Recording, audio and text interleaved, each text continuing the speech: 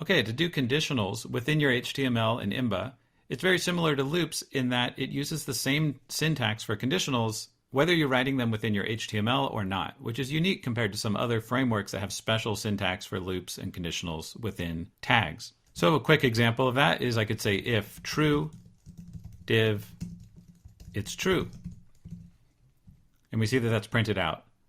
Of course, if I change it to false, that tag's no longer there. And we could add an else. And we see that. We can even do trailing conditionals like this. So I'll change it to be true. So this is div, it's true, if true. And we see that that's printed out. Okay, so there's a couple quick examples. Let's do a more realistic one.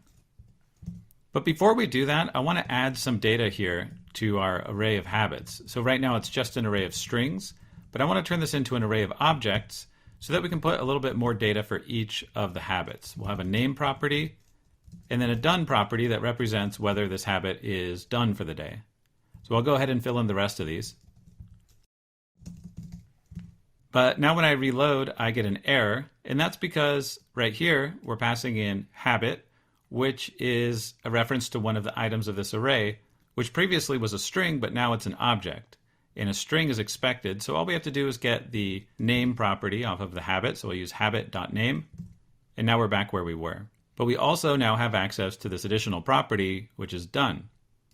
So maybe we want to hide habits that are done. We could say unless habit.done, and then I'll indent this habit item inside of there. And now this is only going to be displayed if habit done is false. And we can see for one of them it's true, so study should be missing now. Let's save this, and we see study is gone. Okay, that would also work as a trailing conditional, which might look nice.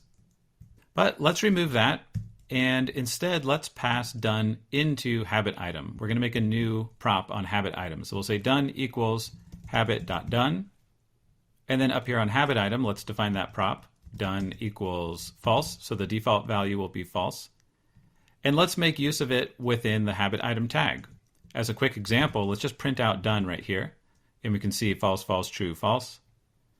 But instead of printing it out, let's use it as the checked attribute for this input.